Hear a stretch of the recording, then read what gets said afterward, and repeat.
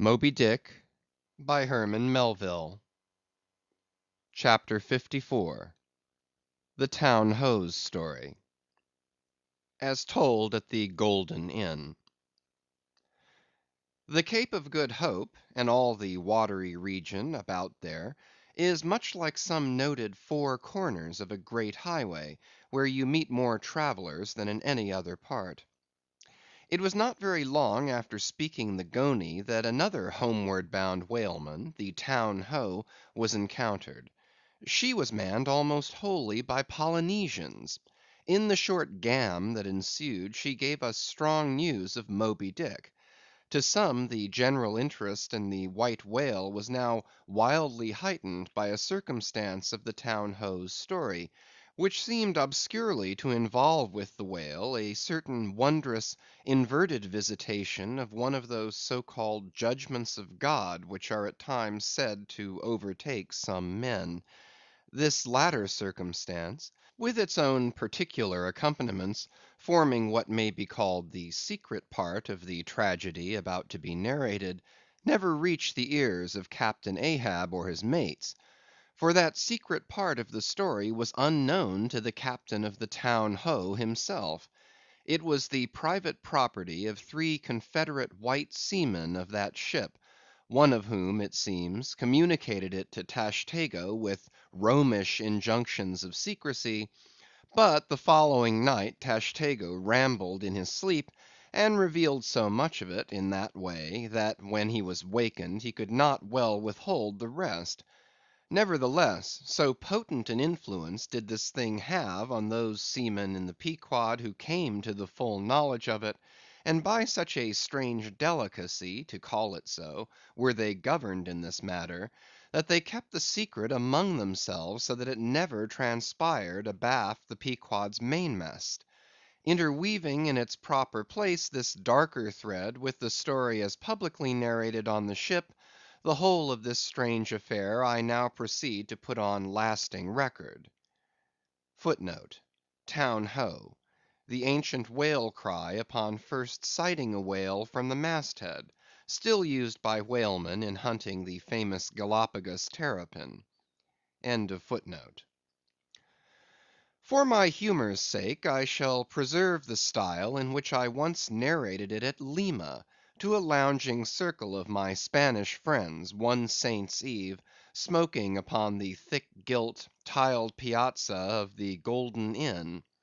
Of those fine cavaliers, the young Dons Pedro and Sebastian were on closer terms with me, and hence the interluding questions they occasionally put, and which are duly answered at the time.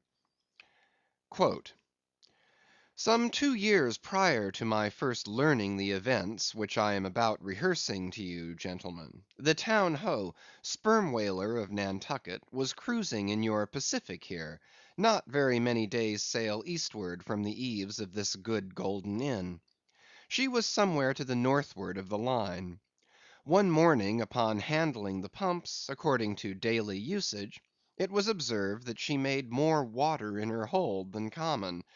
They supposed a sword fish had stabbed her, gentlemen; but the captain having some unusual reason for believing that rare good luck awaited him in those latitudes, and therefore being very averse to quit them, and the leak not being then considered at all dangerous, though indeed they could not find it after searching the hold as low down as was possible in rather heavy weather, the ship still continued her cruisings, the mariners working at the pumps at wide and easy intervals. But no good luck came, more days went by, and not only was the leak yet undiscovered, but it sensibly increased; so much so, that now taking some alarm, the captain, making all sail, stood away for the nearest harbor among the islands, there to have his hull hove out and repaired. Though no small passage was before her, yet if the commonest chance favored, he did not at all fear that his ship would founder by the way, because his pumps were of the best, and being periodically relieved at them, those 36 men of his could easily keep the ship free; never mind if the leak should double on her. In truth, well nigh the whole of this passage being attended by very prosperous breezes, The Town Ho had all but certainly arrived in perfect safety at her port without the occurrence of the least fatality, had it not been for the brutal overbearing of Radney, the mate, a Vineyarder, and the bitterly provoked vengeance of Steelkilt, a Lakeman and desperado from Buffalo. "Lakeman, Buffalo! Pray, what is a Lakeman, and where is Buffalo?" said Don Sebastian, rising in his swinging mat of grass. "On the eastern shore of our Lake Erie, Don; but I crave your courtesy. May be you shall soon hear further of all that. Now, gentlemen, in square sail brigs and three masted ships, well nigh as large and stout as any that ever sailed out of your old Callao to far Manila, this Lakeman, in the landlocked heart of our America, had yet been nurtured by all those agrarian freebooting impressions popularly connected with the open ocean. For in their interflowing aggregate, those grand freshwater seas of ours, Erie and Ontario, and Huron and Superior and Michigan, possess an ocean-like expansiveness, with many of the ocean's noblest traits, with many of its rimmed varieties of races and of climes. They contain round archipelagoes of romantic isles, even as the Polynesian waters do. In large part are shored by two great contrasting nations, as the Atlantic is. They furnish long maritime approaches to our numerous territorial colonies from the East, dotted all round their banks; here and there are frowned upon by batteries, and by the goat‐like craggy guns of lofty Mackinaw. They have heard the fleet thunderings of naval victories; at intervals they yield their beaches to wild barbarians, whose red painted faces flash from out their peltry wigwams. For leagues and leagues are flanked by ancient and unentered forests, where the gaunt pines stand like serried lines of kings in Gothic genealogies; those same woods harboring wild Afric beasts of prey, and silken creatures whose exported furs give robes to Tartar emperors. They mirror the paved capitals of Buffalo and Cleveland, as well as Winnebago villages. They float alike the full‐rigged merchant ship, the armed cruiser of the state, the steamer, and the beach canoe. They are swept by borean and dismasting blasts as direful as any that lash the salted wave. They know what shipwrecks are, for out of sight of land, however inland, they have drowned full many a midnight ship with all its shrieking crew.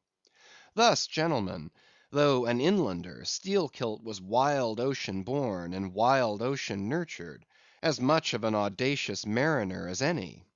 And for Radney, though in his infancy he may have laid him down on the lone Nantucket beach, to nurse at his maternal sea; though in after life he had long followed our austere Atlantic, and your contemplative Pacific; yet he was quite as vengeful and full of social quarrel as the backwoods seaman, fresh from the latitudes of buckhorn handled bowie knives.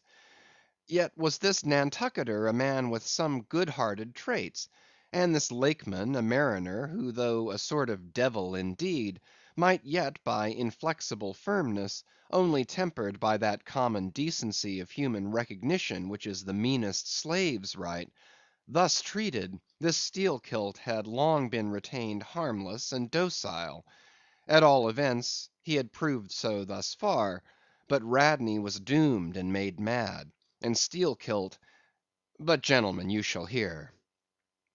It was not more than a day or two, at the furthest, after pointing her prow for her island haven, that the Town Ho's leak seemed again increasing; but only so as to require an hour or more at the pumps every day. You must know that in a settled and civilized ocean like our Atlantic, for example, some skippers think little of pumping their whole way across it; though of a still sleepy night, should the officer of the deck happen to forget his duty in that respect, the probability would be that he and his shipmates would never again remember it, on account of all hands gently subsiding to the bottom. Nor in the solitary and savage seas far from you to the westward, gentlemen, Is it altogether unusual for ships to keep clanging at their pump handles in full chorus, even for a voyage of considerable length? That is, if it lie along a tolerably accessible coast, or if any other reasonable retreat is afforded them. It is only when a leaky vessel is in some very out of the way part of those waters, some really landless latitude, that her captain begins to feel a little anxious. Much this way had it been with the Town Ho. So when her leak was found gaining once more, there was in truth some small concern manifested by several of her company, especially by Radney the mate. He commanded the upper sails to be well hoisted, sheeted home anew, and every way expanded to the breeze. Now this Radney, I suppose, was as little of a coward, and as little inclined to any sort of nervous apprehensiveness touching his own person, as any fearless, unthinking creature on land or on sea that you can conveniently imagine, gentlemen. Therefore, when he betrayed this solicitude about the safety of the ship, some of the seamen declared that it was only on account of his being a part owner in her. So when they were working that evening at the pumps, there was on this head no small gamesomeness slyly going on among them, as they stood with their feet continually overflowed by the rippling clear water, clear as any mountain spring, gentlemen, that, bubbling from the pumps, ran across the deck, and poured itself out in steady spouts at the lee scupper holes. Now, as you well know, it is not seldom the case in this conventional world of ours, watery or otherwise, that when a person placed in command over his fellow men finds one of them to be very significantly his superior in general pride of manhood, straightway against that man he conceives an unconquerable dislike and bitterness. And if he have a chance, he will pull down and pulverize that subaltern's tower, and make a little heap of dust of it. Be this conceit of mine as it may, gentlemen, at all events Steelkilt was a tall and noble animal with a head like a Roman, and a flowing golden beard like the tasselled housings of your last viceroy's snorting charger, and a brain and a heart and a soul in him, gentlemen, which had made Steelkilt Charlemagne, had he been born son to Charlemagne's father. But Radney, the mate, was as ugly as a mule, yet as hardy, as stubborn, as malicious. He did not love Steelkilt, and Steelkilt knew it. Espying the mate drawing near as he was toiling at the pump with the rest, the Lakeman affected not to notice him, but unawed went on with his gay banterings. "Aye, aye, my merry lads, it's a lively leak this. Hold a cannikin, one of ye, and let's have a taste. By the Lord, it's worth bottling. I tell ye what, men, old Rad's investment must go for it. He had best cut away his part of the hull, and tow it home. The fact is, boys, that swordfish only began the job. He's come back again with a gang of ship carpenters, sawfish, and filefish, and what not; and the whole posse of 'em are now hard at work, cutting and slashing the bottom; making improvements, I suppose. If old Rad were here now, I'd tell him to jump overboard and scatter 'em. They're playing the devil with his estate, I can tell him. But he's a simple old soul, Rad, and a beauty too. Boys, they say the rest of his property is invested in looking glasses. I wonder if he'd give a poor devil like me the model of his nose." "Damn your eyes! What's that pump stopping for?" roared Radney, pretending not to have heard the sailors' talk. "Thunder away at it." "Aye, aye, sir," said Steelkilt, merry as a cricket. "Lively, boys, lively now." And with that the pump clanged like 50 fire engines; the men tossed their hats off to it, and ere long that peculiar gasping of the lungs was heard, which denotes the fullest tensions of life's utmost energies. Quitting the pump at last with the rest of his band, the Lakeman went forward all panting, and sat himself down on the windlass, his face fiery red, his eyes bloodshot, and wiping the profuse sweat from his brow. Now what cozening fiend it was, gentlemen, that possessed Radney to meddle with such a man in that corporeally exasperated state, I know not. But so it happened. Intolerably striding along the deck, the mate commanded him to get a broom and sweep down the planks, and also a shovel, and remove some offensive matters consequent upon allowing a pig to run at large. Now, gentlemen, sweeping a ship's deck at sea is a piece of household work, which in all times but raging gales is regularly attended to every evening. It has been known to be done in the case of ships actually foundering at the time. Such, gentlemen, is the inflexibility of sea usages, and the instinctive love of neatness in seamen, some of whom would not willingly drown without first washing their faces. But in all vessels this broom business is the prescriptive province of the boys, if boys there be aboard. Besides, it was the stronger men in the town ho that had been divided into gangs, taking turns at the pumps; and being the most athletic seaman of them all, Steelkilt had been regularly assigned captain of one of the gangs; consequently he should have been freed from any trivial business not connected with truly nautical duties, such being the case with his comrades. I mention all of these particulars so that you may understand exactly how this affair stood between the two men. But there was more than this. The order about the shovel was almost as plainly meant to sting and insult Steelkilt as though Radney had spat in his face. Any man who has gone sailor in a whale ship will understand this; and all this, and doubtless much more, the Lakeman fully comprehended when the mate uttered his command. But as he sat still for a moment, and as he steadfastly looked into the mate's malignant eye, and perceived the stacks of powder casks heaped up in him, and the slow match silently burning along towards them; as he instinctively saw all this, that strange forbearance and unwillingness to stir up the deeper passionateness in any already ireful being; a repugnance most felt, when felt at all, by really valiant men, even when aggrieved; this nameless phantom feeling, gentlemen, stole over Steelkilt. Therefore, in his ordinary tone, only a little broken by the bodily exhaustion he was temporarily in, he answered him saying that sweeping the deck was not his business, and he would not do it. And then, without at all alluding to the shovel, he pointed to three lads as the customary sweepers, who, not being billeted at the pumps, had done little or nothing all day. To this Radney replied with an oath, in a most domineering and outrageous manner, unconditionally reiterating his command, meanwhile advancing upon the still seated Lakeman with an uplifted cooper's club hammer, which he had snatched from a cask near by. Heated and irritated as he was by his spasmodic toil at the pumps, for all his first nameless feeling of forbearance, the sweating Steelkilt could but ill brook this bearing in the mate. But somehow still smothering the conflagration within him, without speaking he remained doggedly rooted to his seat; till at last the incensed Radney shook the hammer within a few inches of his face, furiously commanding him to do his bidding. Steelkilt rose, and slowly retreating round the windlass, steadily followed by the mate with his menacing hammer, deliberately repeated his intention not to obey.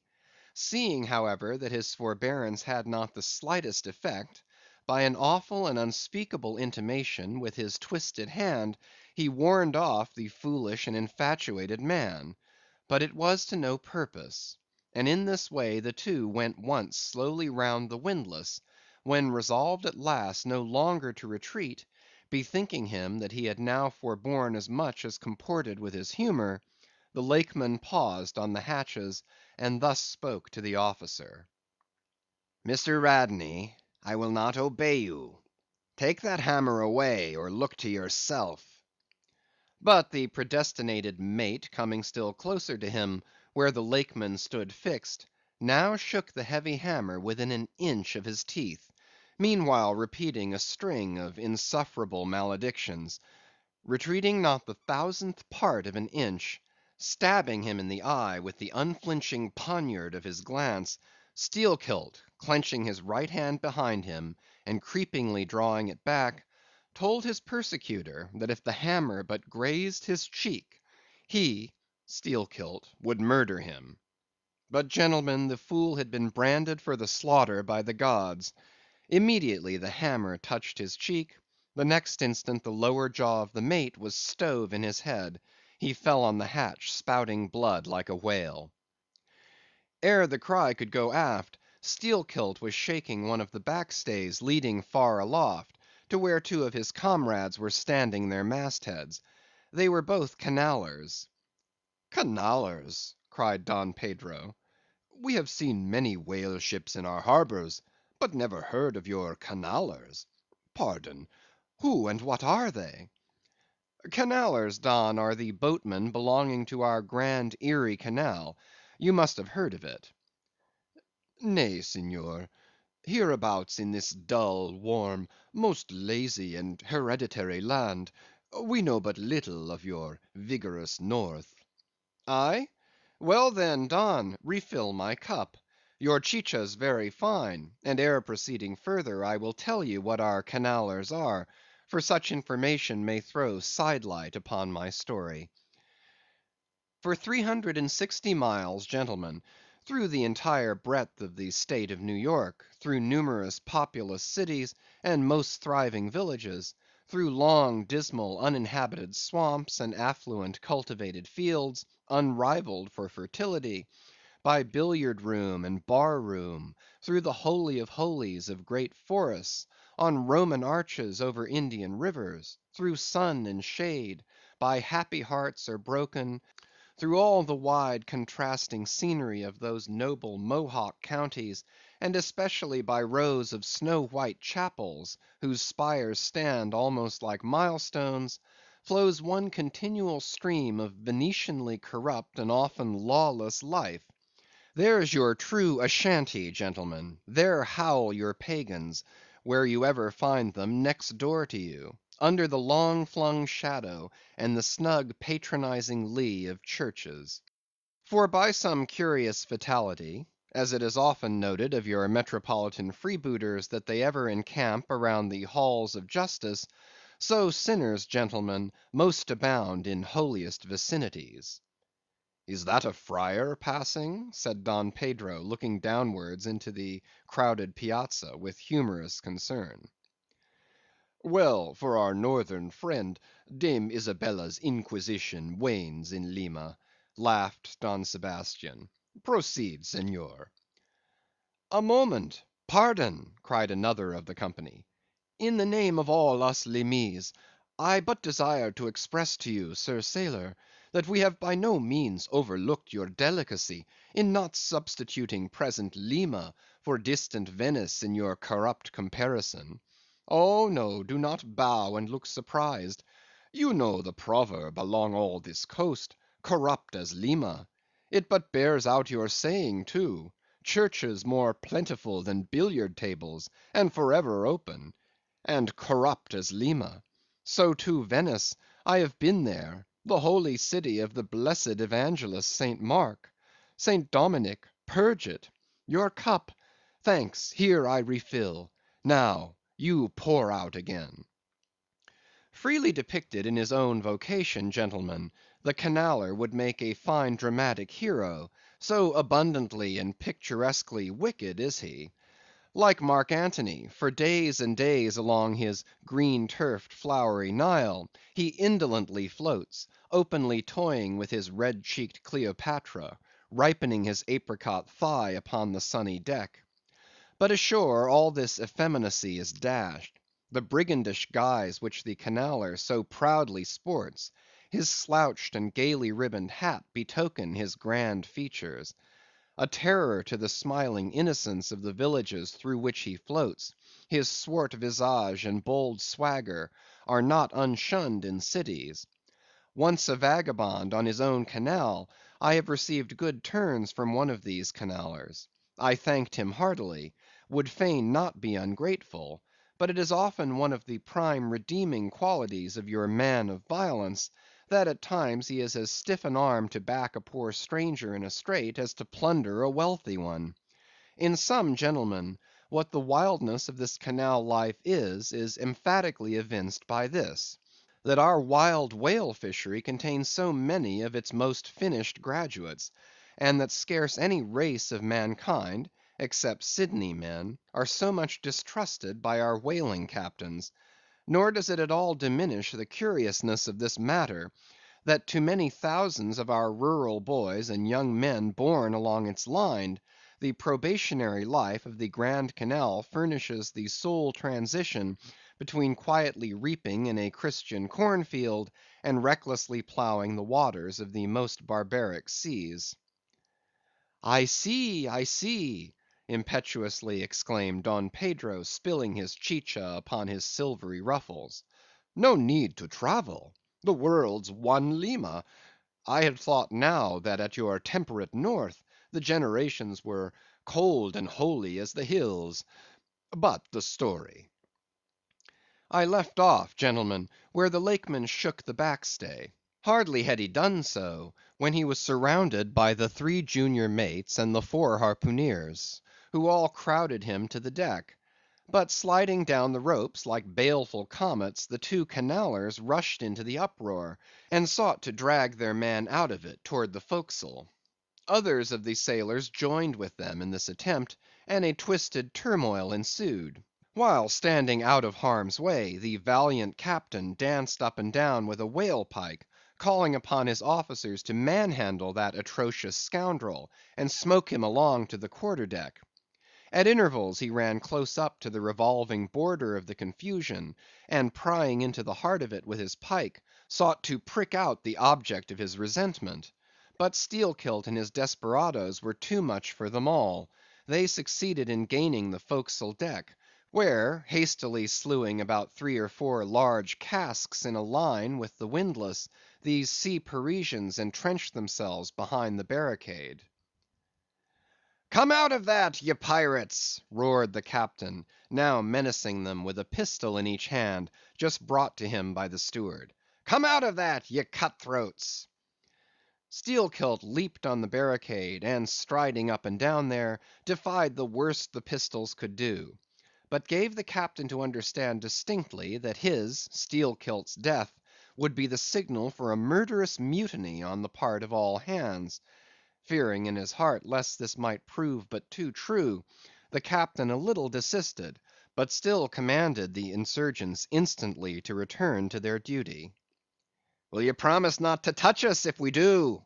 demanded their ringleader. "Turn to! Turn to! I make no promise. To your duty! Do you want to sink the ship by knocking off at a time like this? Turn to!" And he once more raised a pistol. "Sink the ship!" cried Steelkilt. "Aye, let her sink. Not a man of us turns to, unless ye swear not to raise a rope yarn against us. What say ye, men?" turning to his comrades. A fierce cheer was their response. The Lakeman now patrolled the barricade, all the while keeping his eye on the captain, and jerking out such sentences as these: "It's not our fault; we didn't want it. I told him to take his hammer away. It was boy's business. He might have known me before this. I told him not to prick the buffalo. I believe I have broken a finger here against his cursed jaw. Ain't those mincing knives down the forecastle there, men? Look to those handspikes, my hearties. Captain, by God, look to yourself. Say the word, and don't be a fool. Forget it all. We are ready to turn to. Treat us decently, and we're your men, but we won't be flogged. Turn to! I make no promises. Turn to, I say." "Look ye now," cried the Lakeman, flinging out his arms towards him. "There are a few of us here, and I am one of them, who have shipped for the cruise, d'ye see. Now, as you well know, sir, we can claim our discharge as soon as the anchor is down. So we don't want a row. It's not our interest. We want to be peaceable. We are ready to work, but we won't be flogged." "Turn to!" roared the captain. Steelkilt glanced round him a moment, and then said, "I tell you what it is now, captain. rather than kill you and be hung for such a shabby rascal.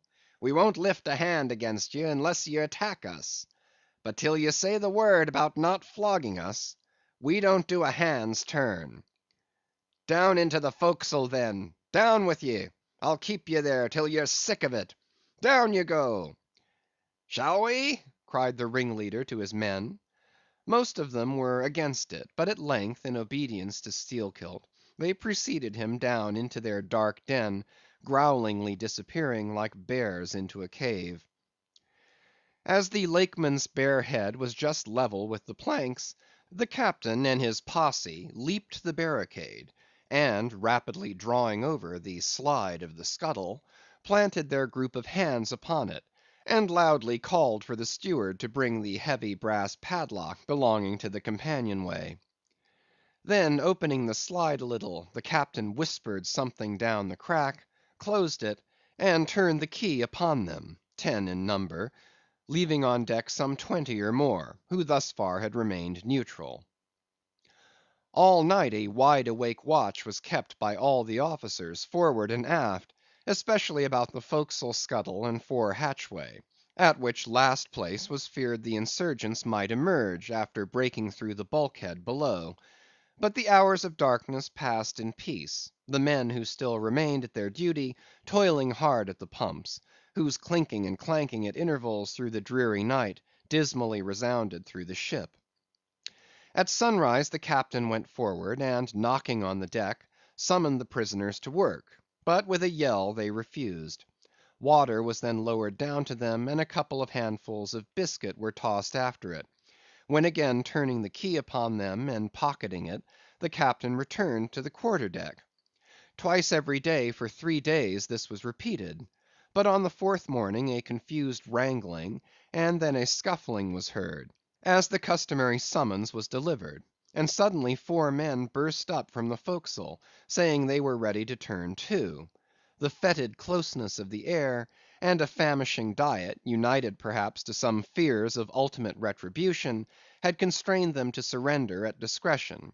Emboldened by this, the captain reiterated his demand to the rest, but Steelkilt shouted to him a terrific hint to stop his babbling and betake himself where he belonged.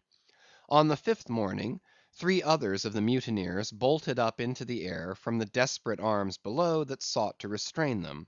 Only 3 were left. "Better turn to now?" said the captain with a heartless jeer. "Shut us up again, will ye?" cried Steelkilt. "Oh, certainly, the captain," and the key clicked. It was at this point, gentlemen, that, enraged by the defection of 7 of his former associates, and stung by the mocking voice that had last hailed him, and maddened by his long entombment in a place as black as the bowels of despair, it was then that Steelkilt proposed to the 2 Canallers, thus far apparently of one mind with him, to burst out of their hole at the next summoning of the garrison, and armed with their keen mincing knives, long crescentic, heavy implements with a handle at each end, run amuck from bowsprit to taffrail, and if by any devilishness of desperation possible, seize the ship. For himself, he would do this, he said, whether they joined him or not. That was the last night he should spend in that den. But the scheme met with no opposition on the part of the other 2. They swore they were ready for that, or for any other mad thing, for anything, in short, but a surrender. And what was more, they each insisted on being the first man on deck, when the time to make the rush should come.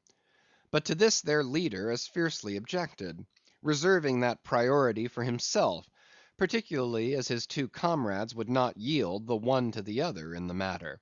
And both of them could not be first, for the latter would but admit 1 man at a time. And here, gentlemen, the foul play of these miscreants must come out.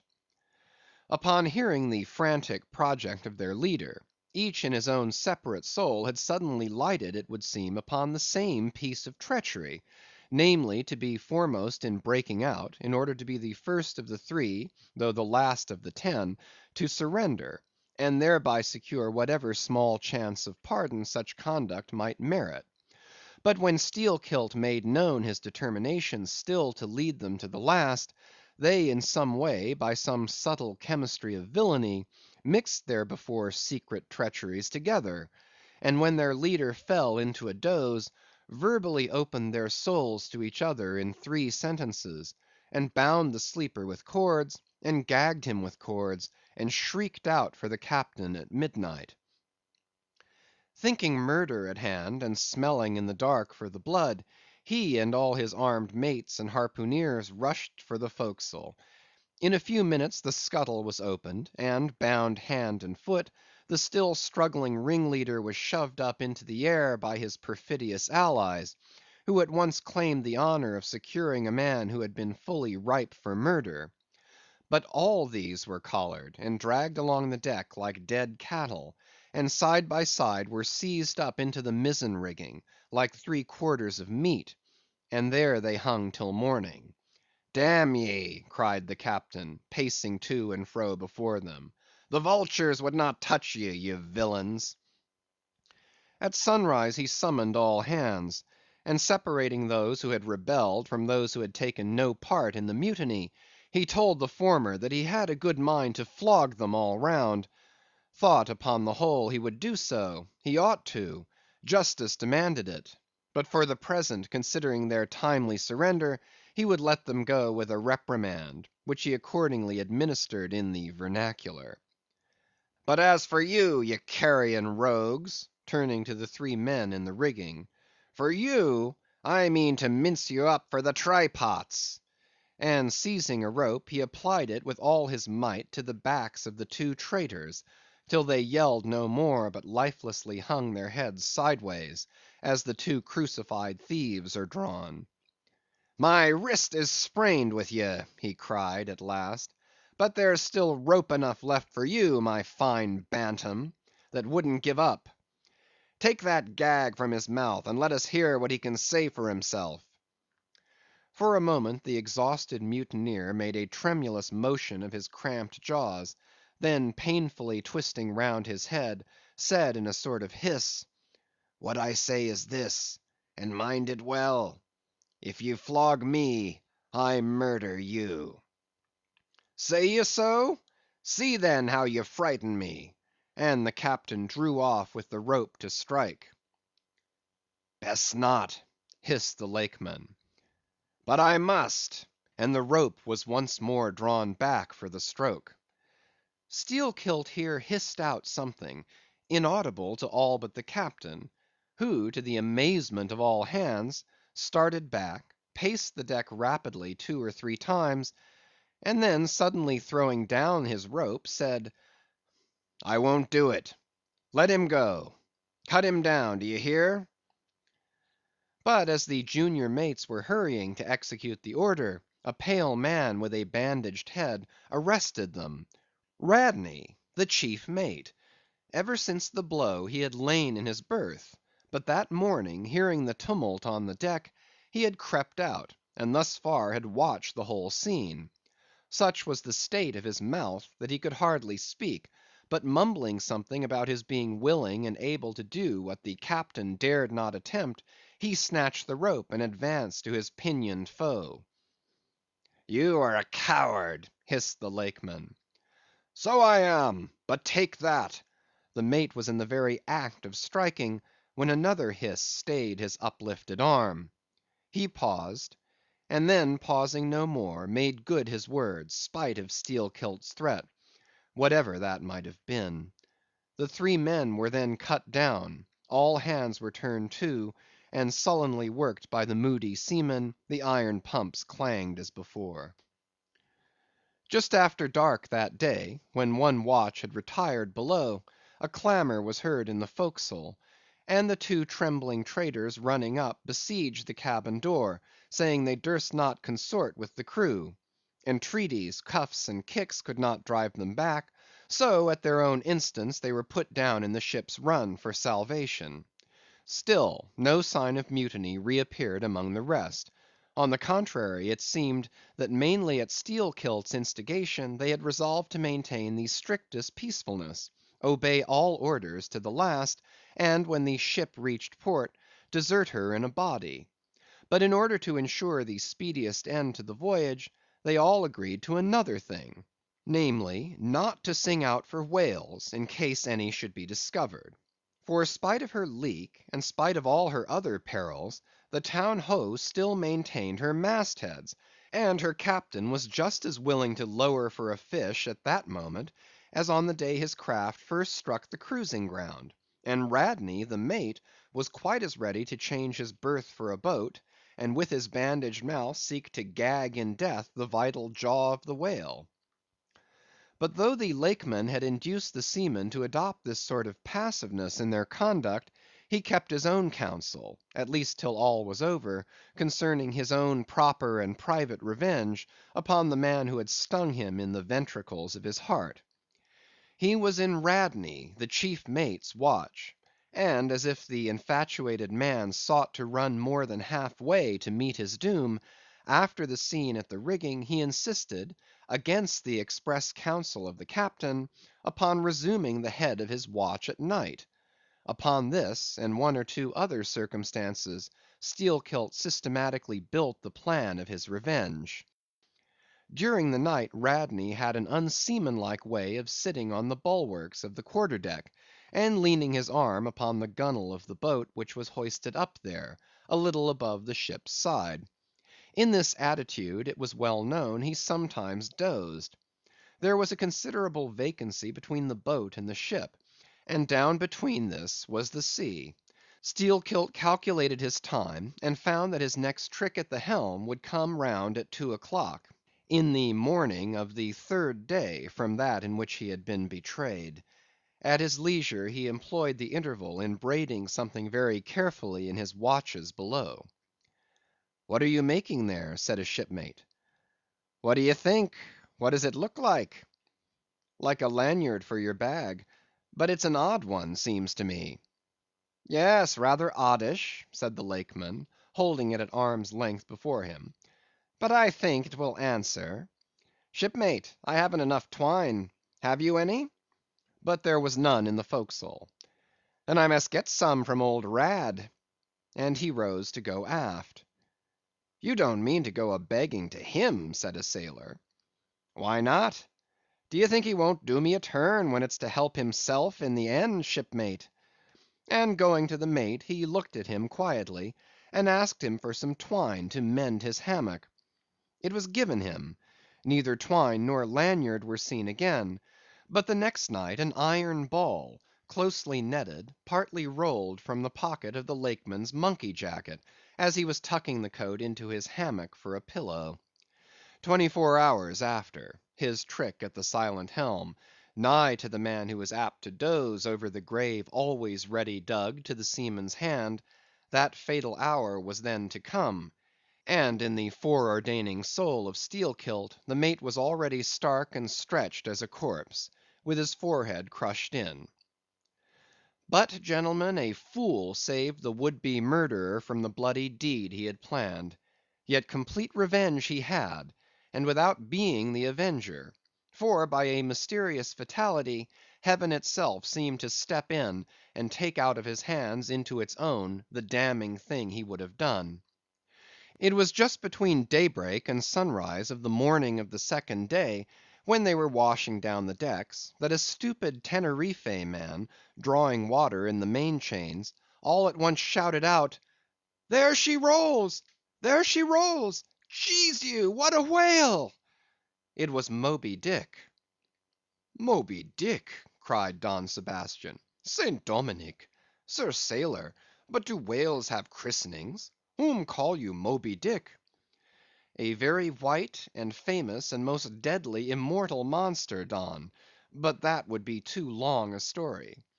"How? how?" cried all the young Spaniards, crowding. "Nay, Dons, Dons, nay, nay, I cannot rehearse that now; let me get more into the air, sirs." "The chicha, the chicha!" cried Don Pedro. "Our vigorous friend looks faint; fill up his empty glass." "No need, gentlemen; one moment, and I proceed. Now, gentlemen, so suddenly perceiving the snowy whale within 50 yards of the ship, forgetful of the compact among the crew, In the excitement of the moment, the Teneriffe man had instinctively and involuntarily lifted his voice for the monster, though for some little time past it had been plainly beheld from the three sullen mast heads. All was now a frenzy. "The White Whale! The White Whale!" was the cry from the captain, mates, and harpooneers, who, undeterred by fearful rumours, were all anxious to capture so famous and precious a fish; while the dogged crew eyed askance, and with curses, the appalling beauty of the vast milky mass, that lit up by a horizontal spangling sun, shifted and glistened like a living opal in the blue morning sea. Gentlemen, a strange fatality pervades the whole career of these events, as if verily mapped out before the world itself was charted. The mutineer was the bowsman of the mate, and when fast to the fish, it was his duty to sit next to him while Radney stood up with his lance in the prow, and haul in or slacken the line at the word of command. Moreover, when the four boats were lowered, the mates got the start, and none howled more fiercely with delight than did Steelkilt as he strained at his oar. After a stiff pull, their harpooneer got fast, and spear in hand, Radney sprang to the bow. He was always a furious man, it seems, in a boat; and now his bandaged cry was, to beach him on the whale's topmost back. Nothing loath, his bowsman hauled him up and up, and through a blinding foam that blent two whitenesses together, till of a sudden the boat struck as against a sunken ledge, and keeling over, spilled out the standing mate. That instant, as he fell on the whale's slippery back, the boat righted and was dashed aside by the swell, while Radney was tossed over into the sea, on the other flank of the whale.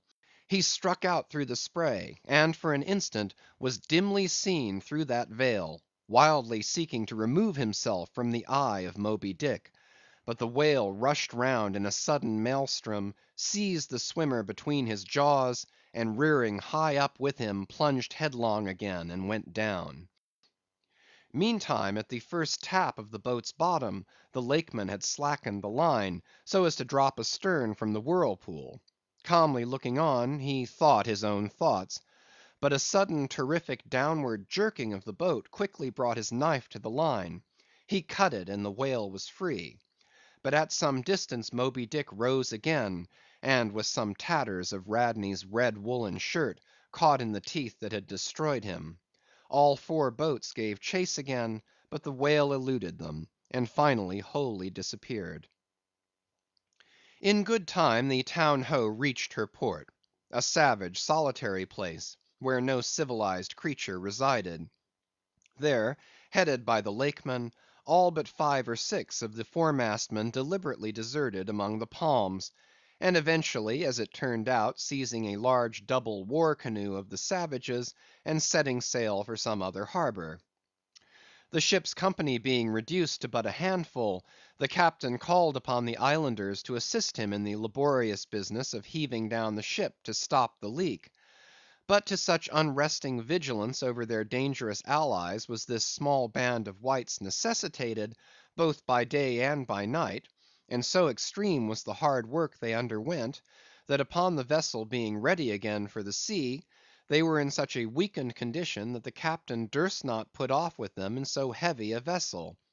After taking counsel with his officers, he anchored the ship as far off shore as possible, loaded and ran out his 2 cannon from the bows, stacked his muskets on the poop, and warning the islanders not to approach the ship at their peril, took 1 man with him, and setting the sail of his best whale boat, steered straight before the wind for Tahiti, 500 miles distant, to procure a reinforcement to his crew. On the 4th day of the sail a large canoe was descried, which seemed to have touched at a low isle of corals. He steered away from it, but the savage craft bore down on him, and soon the voice of Steelkilt hailed him to heave to, or he would run him under water. The captain presented a pistol. With 1 foot on each prow of the yoked war canoes, the Lakeman laughed him to scorn, assuring him that if the pistol so much as clicked in the lock, he would bury him in bubbles and foam. What do you want of me? Cried the captain. Where are you bound, and for what are you bound? Demanded Steelkilt. No lies. I am bound to Tahiti for more men. Very good. Let me board you a moment. I come in peace. With that he leaped from the canoe, swam to the boat, and climbing the gunwale, stood face to face with the captain. Cross your arms, sir. Throw back your head. Now repeat after me.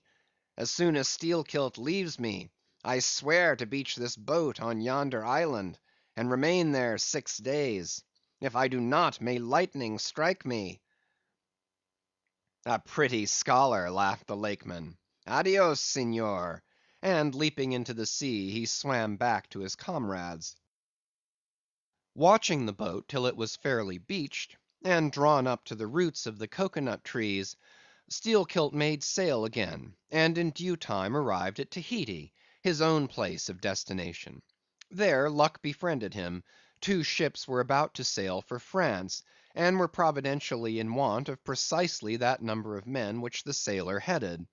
They embarked, and so forever got the start of their former captain, had he been at all minded to work them legal retribution. Some 10 days after the French ships sailed, the whale boat arrived, and the captain was forced to enlist some of the more civilized Tahitians, who had been somewhat used to the sea. Chartering a small native schooner, he returned with them to his vessel, and finding all right there, again resumed his cruisings. Where Steelkilt now is, gentlemen, none know; but upon the island of Nantucket, the widow of Radney still turns to the sea, which refuses to give up its dead; still in dreams sees the awful white whale that destroyed him. "Are you through?" said Don Sebastian quietly. "I am, Don."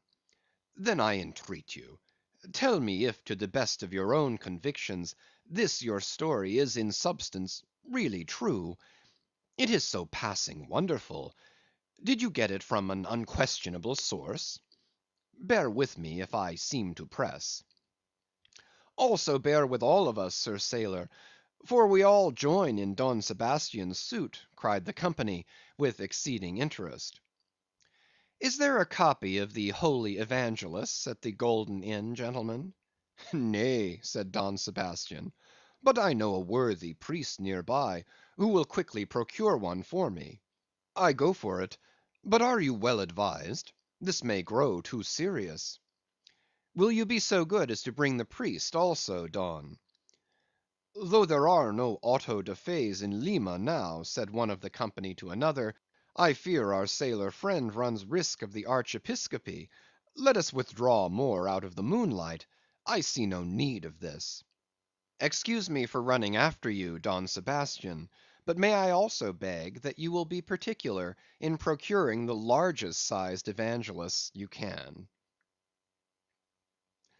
"This is the priest, and he brings you the evangelists," said Don Sebastian gravely, returning with a tall and solemn figure. "Let me remove my hat. Now, venerable priest, further into the light, and hold the holy book before me, that I may touch it. So help me heaven, and on my honor, the story I have told you, gentlemen, is in substance and its great items true. I know it to be true. It happened on this ball. I trod the ship. I knew the crew. I have seen and talked with Steelkilt since the death of Radney." End of Chapter 54.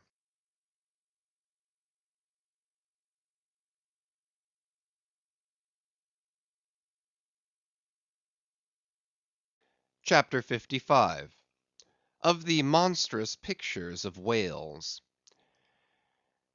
I shall ere long paint to you, as well as one can without canvas, something like the true form of the whale as he actually appears to the eye of the whaleman, when in his own absolute body the whale is moored alongside the whale ship, so that he can be fairly stepped upon there.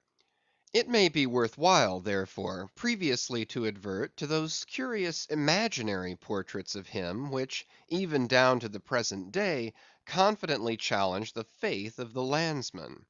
It is time to set the world right in this matter by proving such pictures of the whale all wrong. It may be that the primal source of all those pictorial delusions will be found among the oldest Hindoo, Egyptian, and Grecian sculptures. For ever since those inventive but unscrupulous times when, on the marble panellings of temples, the pedestals of statues, and on shields, medallions, cups, and coins, the dolphin was drawn in scales of chain armour like Saladin's, and a helmeted head like St. George's, ever since then has something of the same sort of license prevailed, not only in most popular pictures of the whale, but in many scientific presentations of him. Now, by all odds, the most ancient extant portrait, anyways purporting to be the whale's, is to be found in the famous cavern pagoda of Elephanta in India. The Brahmins maintain that in the almost endless sculptures of that immemorial pagoda, all the trades and pursuits, every conceivable avocation of man, were prefigured ages before any of them actually came into being. No wonder then that in some sort our noble profession of whaling should have been there shadowed forth. The Hindoo whale referred to occurs in a separate department of the wall, depicting the incarnation of Vishnu in the form of Leviathan, learnedly known as the Matse Avatar. But though this sculpture is half man and half whale, so as only to give the tail of the latter, yet that small section of him is all wrong. It looks more like the tapering tail of an anaconda than the broad palms of the true whale's majestic flukes. But go to the old galleries, and look now at a great Christian painter's portrait of this fish, for he succeeds no better than the antediluvian Hindoo. It is Guido's picture of Perseus rescuing Andromeda from the sea monster or whale. Where did Guido get the model of such a strange creature as that? Nor does Hogarth, in painting the same scene in his own Perseus Descending, make out one whit better. The huge corpulence of that Hogarthian monster undulates on the surface, scarcely drawing 1 inch of water. It has a sort of howdah on its back, and its distended, tusked mouth into which the billows are rolling might be taken for the Traitor's Gate leading from the Thames by water into the Tower. Then there are the Prodromus whales of old Scotch Sibbald, and Jonah's whale as depicted in the prints of old Bibles and the cuts of old primers. What shall be said of these? As for the bookbinder's whale, winding like a vine stalk round the stock of a descending anchor, as stamped and gilded on the backs and title pages of many books, both old and new, that is a very picturesque but purely fabulous creature, imitated, I take it, from like figures on antique vases. Though universally denominated a dolphin, I nevertheless call this bookbinder's fish an attempt at a whale, because it was so intended when the device was first introduced. It was introduced by an old Italian publisher somewhere about the 15th century, during the revival of learning; and in those days, and even down to a comparatively late period, dolphins were popularly supposed to be a species of the Leviathan. In the vignettes and other embellishments of some ancient books, you will at times meet with very curious touches at the whale, where all manner of spouts, jets d'eau, hot springs and cold, Saratoga and Baden Baden, come bubbling up from his unexhausted brain. In the title page of the original edition of the Advancement of Learning, you will find some curious whales. But quitting all these unprofessional attempts, let us glance at those pictures of Leviathan purporting to be sober, scientific delineations, by those who know. In old Harris's collection of voyages, there are some plates of whales extracted from a Dutch book of voyages, A.D. 1671, entitled "A Whaling Voyage to Spitzbergen in the Ship Jonas and the Whale, Peter Peterson of Friesland, Master."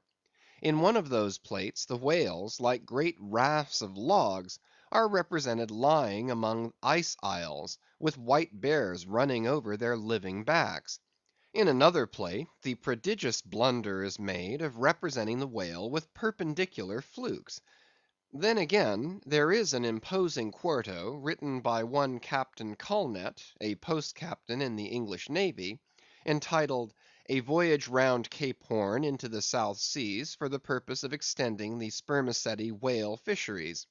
In this book is an outline purporting to be a "picture of a physeter or spermaceti whale, drawn by scale from one killed on the coast of Mexico, August, 1793, and hoisted on deck." I doubt not the captain had this veracious picture taken for the benefit of his marines. To mention but one thing about it, let me say that it has an eye which, applied, according to the accompanying scale, to a full grown sperm whale, would make the eye of that whale a bow window some 5 feet long. Ah, my gallant captain, why did ye not give us Jonah looking out of that eye? Nor are the most conscientious compilations of natural history for the benefit of the young and tender free from the same heinousness of mistake. Look at that popular work, Goldsmith's Animated Nature. In the abridged London edition of 1807, there are plates of an alleged whale and a narwhale. I do not wish to seem inelegant, but this unsightly whale looks much like an amputated sow; and as for the narwhale, one glimpse at it is enough to amaze one, that in this 19th century such a hippogriff could be palmed for genuine upon any intelligent public of schoolboys. Then again, in 1825, Bernard Germain, Count de Lacépède, a great naturalist, published a scientific systematized whale book, wherein are several pictures of the different species of the Leviathan. All these are not only incorrect, but the picture of the Mysticetus or Greenland whale, that is to say, the right whale, even Scoresby, a long experienced man as touching that species, declares not to have its counterpart in nature. But placing of the cap sheaf to all this blundering business was reserved for the scientific Frederick Cuvier, brother to the famous Baron. In 1836 he published a Natural History of Whales, in which he gives what he calls a picture of the sperm whale. Before showing that picture to any Nantucketer, you had best provide for your summary retreat from Nantucket. In a word, Frederick Cuvier's sperm whale is not a sperm whale, but a squash. Of course he never had the benefit of a whaling voyage; such men seldom have. But whence he derived that picture, who can tell? Perhaps he got it, as his scientific predecessor in the same field, Desmarest, got one of his authentic abortions; that is, from a Chinese drawing. And what sort of lively lads with the pencil those Chinese are, many queer cups and saucers inform us. As for the sign painters' whales seen in the streets hanging over the shops of oil dealers, what shall be said of them? They are generally Richard III whales, with dromedary humps, and very savage, breakfasting on 3 or 4 sailor tarts, that is, whale boats full of mariners, their deformities floundering in seas of blood and blue paint. But these manifold mistakes in depicting the whale are not so very surprising after all. Consider, most of these scientific drawings have been taken from the stranded fish, and these are about as correct as a drawing of a wrecked ship with broken back would correctly represent the noble animal itself in all its undashed pride of hull and spars. Though elephants have stood for their full lengths, the living Leviathan has never yet fairly floated himself for his portrait. The living whale, in all his full majesty and significance, is only to be seen at sea in unfathomable waters; and afloat the vast bulk of him is out of sight, like a launched line of battle ship; and out of that element it is a thing eternally impossible for mortal man to hoist him bodily into the air, so as to preserve all his mighty swells and undulations. And not to speak of the highly presumable difference of contour between a young sucking whale and a full-grown Platonian leviathan, yet even in the case of one of those young sucking whales hoisted to a ship's deck, such is then the outlandish, eel-like, limbered, varying shape of him, that his precise expression the devil himself could not catch. But it may be fancied that from the naked skeleton of the stranded whale, accurate hints may be derived touching his true form. Not at all.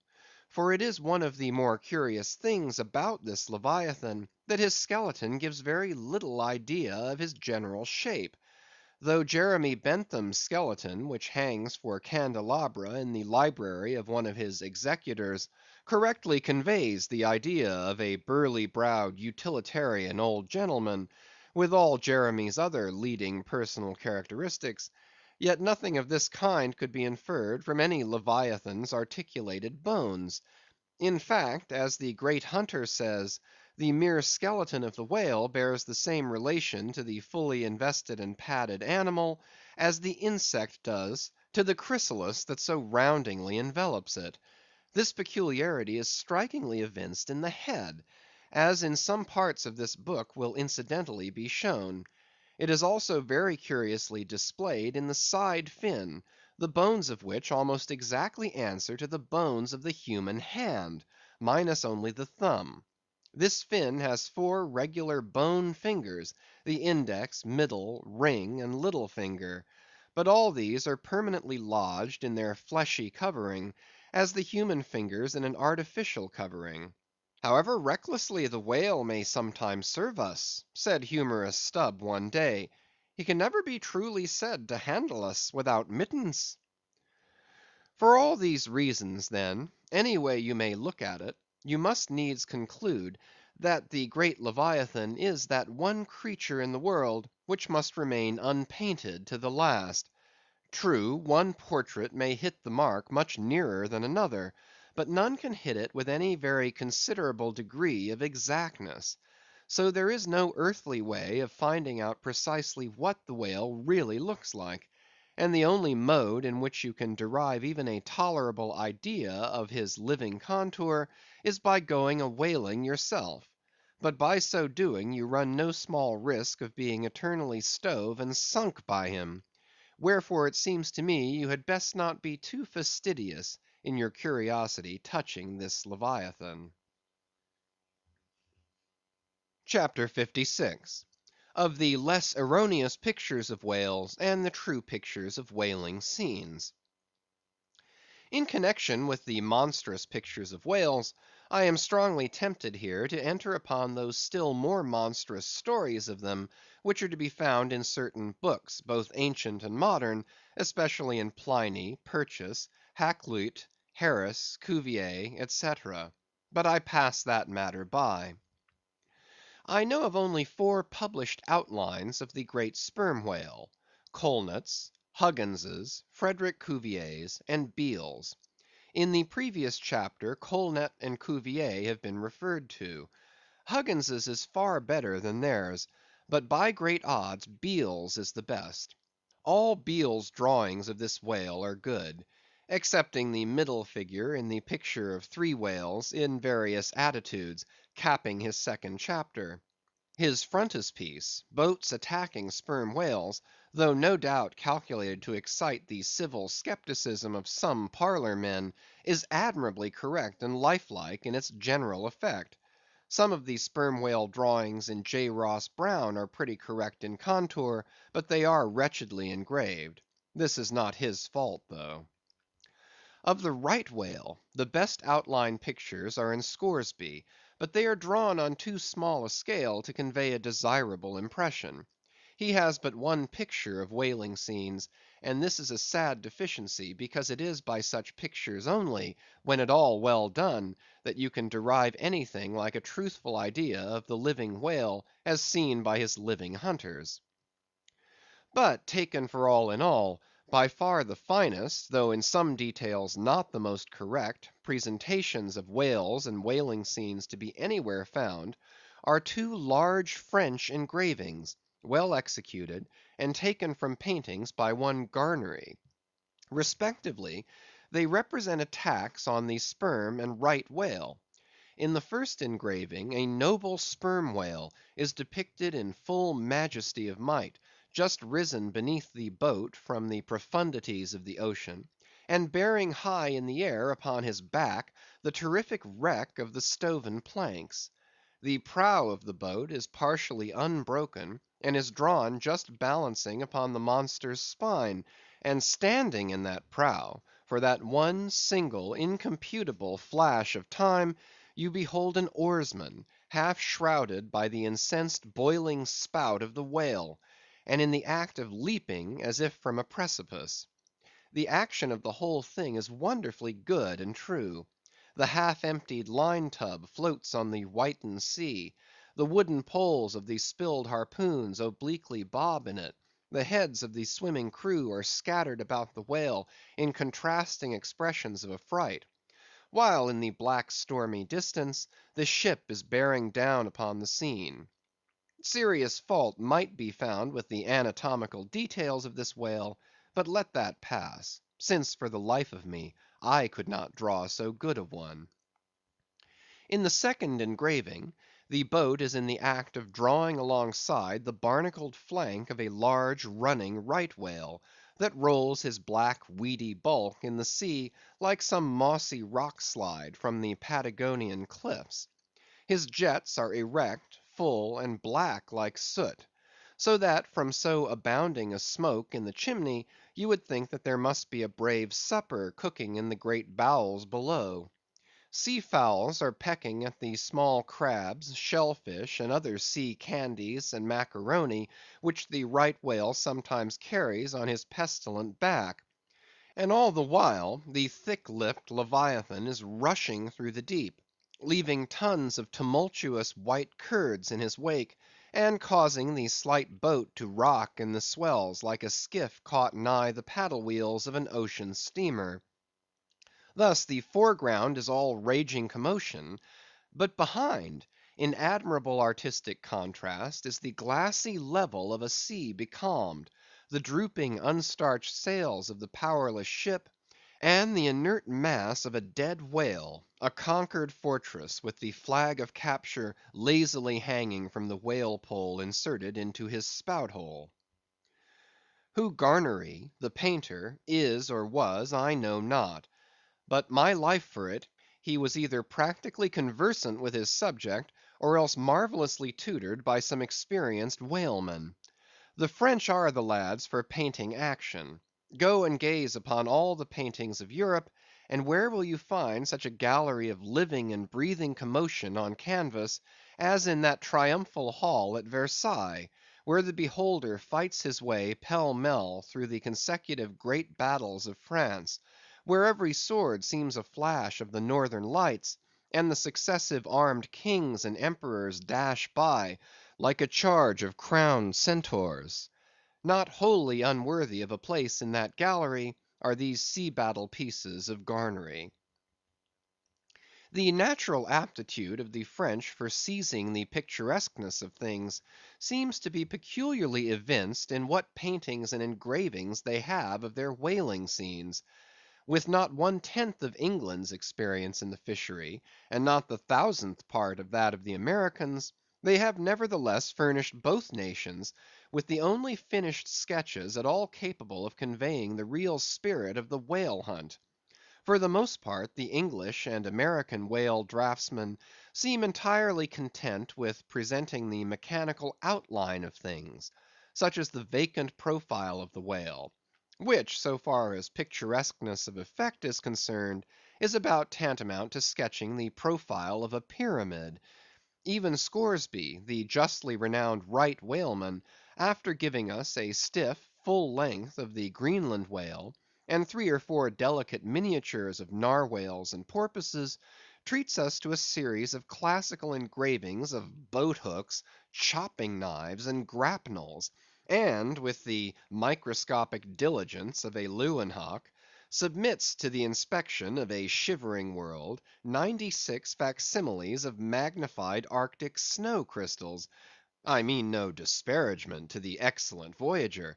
I honor him for a veteran. But in so important a matter, it was certainly an oversight not to have procured for every crystal a sworn affidavit taken before a Greenland justice of the peace. In addition to those fine engravings from Garnery, there are two other French engravings worthy of note, by someone who subscribes himself H. Duran. One of them, though not precisely adapted to our present purpose, nevertheless deserves mention on other accounts. It is a quiet noon scene among the isles of the Pacific. A French whaler anchored inshore in a calm, and lazily taking water on board, the loosened sails of the ship, and the long leaves of the palms in the background, both drooping together in the breezeless air. The effect is very fine, when considered with reference to its presenting the hardy fishermen under one of their few aspects of oriental repose. The other engraving is quite a different affair. The ship hove to on the open seas, and in the very heart of the leviathanic life, with a right whale alongside; the vessel in the act of cutting in, hove over to the monster as if to a quay; and a boat, hurriedly pushing off from this scene of activity, is about giving chase to whales in the distance. The harpoons and lances lie levelled for use; three oarsmen are just setting the mast in its hole, while from a sudden roll of the sea, the little craft stands half erect out of the water, like a rearing horse. From the ship, the smoke of the torments of the boiling whale is going up like the smoke over a village of smithies; and to windward, a black cloud, rising up with earnest of squalls and rains, seems to quicken the activity of the excited seamen. CHAPTER 57.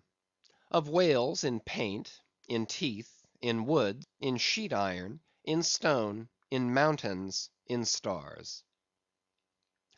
On Tower Hill, as you go down to the London docks, you may have seen a crippled beggar, or kedger, as the sailors say, holding a painted board before him, representing the tragic scene in which he lost his leg.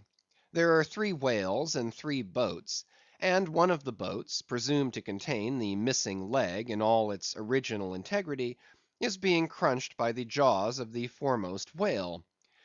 Any time these 10 years, they tell me, has that man held up that picture, and exhibited that stump to an incredulous world. But the time of his justification has now come. His three whales are as good whales as were ever published in Wapping, at any rate; and his stump as unquestionable a stump as any you will find in the western clearings.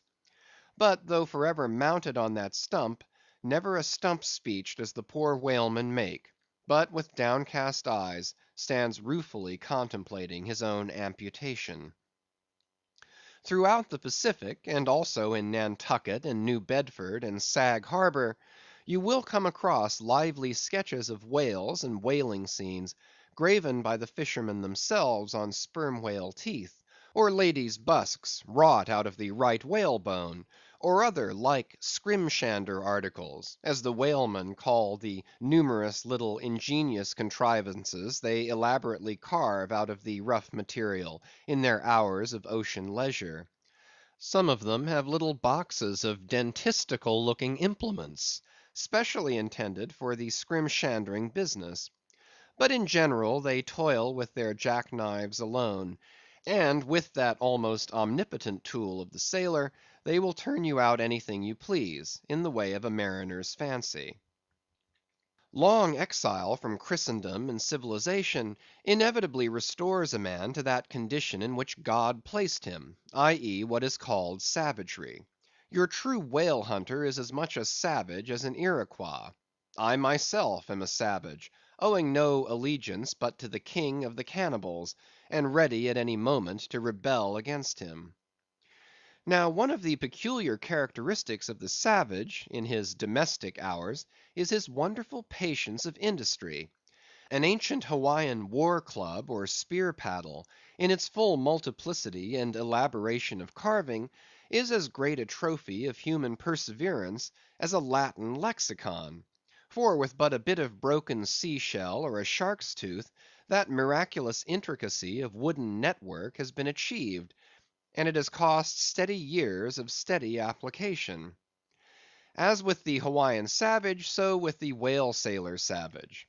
With the same marvelous patience, and with the same single shark's tooth of his one poor jackknife, he will carve you a bit of bone sculpture, not quite as workmanlike, but as close packed in its maziness of design as the Greek savage Achilles' shield, and full of barbaric spirit and suggestiveness as the prints of that fine old Dutch savage, Albrecht Dürer. Wooden whales, or whales cut in profile out of the small dark slabs of the noble South Sea war wood, are frequently met with in the forecastles of American whalers. Some of them are done with much accuracy. At some old gable-roofed country houses you will see brass whales, hung by the tail for knockers to the roadside door. When the porter is sleepy, the anvil-headed whale would be best. But these knocking whales are seldom remarkable as faithful essays. On the spires of some old‐fashioned churches you will see sheet‐iron whales, placed there for weathercocks; but they are so elevated, and besides that are to all intents and purposes so labelled with "hands off," you cannot examine them closely enough to decide upon their merit. In bony, ribby regions of the earth, where at the base of high broken cliffs masses of rock lie strewn in fantastic groupings upon the plain, you will often discover images as of the petrified forms of the Leviathan partly merged in grass, which of a windy day breaks against them in a surf of green surges. Then again, in mountainous countries, where the traveller is continually girdled by amphitheatrical heights, here and there, from some lucky point of view, you will catch passing glimpses of the profiles of whales defined along the undulating ridges; but you must be a thorough whaleman to see these sights; and not only that, but if you wish to return to such a sight again, you must be sure and take the exact intersecting latitude and longitude of your first standpoint; else so chance‐like are such observations of the hills, that your precise previous standpoint would require a laborious rediscovery, like the Saloma Islands, which still remain incognita, though once high‐ruffed Medana trod them, and old Figuera chronicled them. Nor, when expandingly lifted by your subject, can you fail to trace out great whales in the starry heavens, and boats in pursuit of them; as when, long filled with thoughts of war, the Eastern nations saw armies locked in battle among the clouds. Thus at the North have I chased Leviathan round and round the Pole, with the revolutions of the bright points that first defined him to me. And beneath the effulgent Antarctic skies I have boarded the Argo Navis, and joined the chase against the starry Cetus, far beyond the utmost stretch of Hydrus and the flying fish. With a frigate's anchors for my bridle bits, and fasces of harpoons for spurs, would I could mount that whale, and leap the topmost skies, to see whether the fabled heavens, with all their countless tents, really lie encamped beyond my mortal sight. CHAPTER 58. Brit. Steering north-eastward from the Crozetts, we fell in with vast meadows of brit, the minute yellow substance upon which the right whale largely feeds. For leagues and leagues it undulated round us, so that we seemed to be sailing through boundless fields of ripe and golden wheat. On the second day numbers of right whales were seen, who, secure from the attack of a sperm whaler like the Pequod, with open jaws sluggishly swam through the brit, which, adhering to the fringing fibres of that wondrous Venetian blind in their mouths, was in that manner separated from the water that escaped at the lip. As morning mowers, who side by side slowly and seethingly advance their scythes through the long wet grass of marshy meads, even so these monsters swam, making a strange grassy cutting sound, and leaving behind them endless swaths of blue upon the yellow sea. Footnote: That part of the sea known among whalemen as the Brazil Banks does not bear that name as the banks of Newfoundland do, because of there being shallows and soundings there, but because of this remarkable meadow‐like appearance, caused by the vast drifts of brit continually floating in those latitudes, where the right whale is often chased. End of footnote. But it was only the sound they made as they parted the brit, which at all reminded one of mowers. Seen from the mast heads, especially when they paused and were stationary for a while, their vast black forms looked more like lifeless masses of rock than anything else; and as in the great hunting countries of India, the stranger at a distance will sometimes pass on the plains recumbent elephants without knowing them to be such, taking them for bare blackened elevations of the soil; even so, often, for him who for the first time beholds this species of leviathans on the sea. And even when recognized at last, their immense magnitude renders it very hard really to believe that such bulky masses of overgrowth can possibly be instinct in all parts with the same sort of life that lives in a dog or a horse. Indeed, in other respects, you can hardly regard any creatures of the deep with the same feelings that you do of those of the shore. For though some old naturalists have maintained that all creatures of the land are of their kind in the sea, and though taking a broad general view of the thing, this may very well be; yet, coming to specialties, where, for example, does the ocean furnish any fish that in disposition answers to the sagacious kindness of the dog? The accursed shark alone can in any generic respect be said to bear comparative analogy to him. But though to landsmen in general the native inhabitants of the seas have ever been regarded with emotions unspeakably unsocial and repelling; though we know the sea to be an everlasting terra incognita, so that Columbus sailed over numberless unknown worlds to discover his one superficial western one; though by vast odds the most terrific of all mortal disasters have immemorially and indiscriminately befallen tens and hundreds of thousands of those who have gone upon the waters; though but a moment's consideration will teach, that however baby man may brag of his science and skill, and however much, in a flattering future, that science and skill may augment, yet forever and forever, to the crack of doom, the sea will insult and murder him, and pulverize the stateliest, stiffest frigate he can make; nevertheless, by the continual repetition of these very impressions, man has lost that sense of the full awfulness of the sea which aboriginally belongs to it. The first boat we read of floated on an ocean that with Portuguese vengeance had whelmed a whole world without leaving so much as a widow. That same ocean rolls now; that same ocean destroyed the wrecked ships of last year. Yea, foolish mortals, Noah's flood is not yet subsided; 2/3 of the fair world it yet covers. Wherein differ the sea and the land, that a miracle upon one is not a miracle upon the other? Preternatural terrors rested upon the Hebrews, when under the feet of Korah and his company the live ground opened and swallowed them up for ever; yet not a modern sun ever sets but in precisely the same manner the live sea swallows up ships and crews. But not only is the sea such a foe to man who is an alien to it, but it is also a fiend to its own offspring, worse than the Persian host who murdered his own guests, sparing not the creatures which itself hath spawned.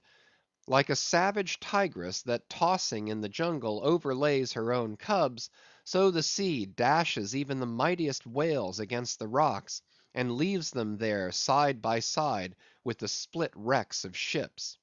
No mercy, no power, but its own controls it. Panting and snorting like a mad battle steed that has lost its rider, the masterless ocean overruns the globe. Consider the subtleness of the sea. how its most dreaded creatures glide under water, unapparent for the most part, and treacherously hidden beneath the loveliest tints of azure. Consider also the devilish brilliance and beauty of many of its most remorseless tribes, as the dainty embellished shape of many species of sharks. Consider, once more, the universal cannibalism of the sea, all whose creatures prey upon each other, carrying on eternal war since the world began. Consider all this, and then turn to this green, gentle, and most docile earth. Consider them both, the sea and the land, and do you not find a strange analogy to something in yourself? For as this appalling ocean surrounds the verdant land, so in the soul of man there lies one insular Tahiti, full of peace and joy, but encompassed by all the horrors of the half known life. God keep thee! Push not off from that isle; thou canst never return. End of Chapters 55 to 58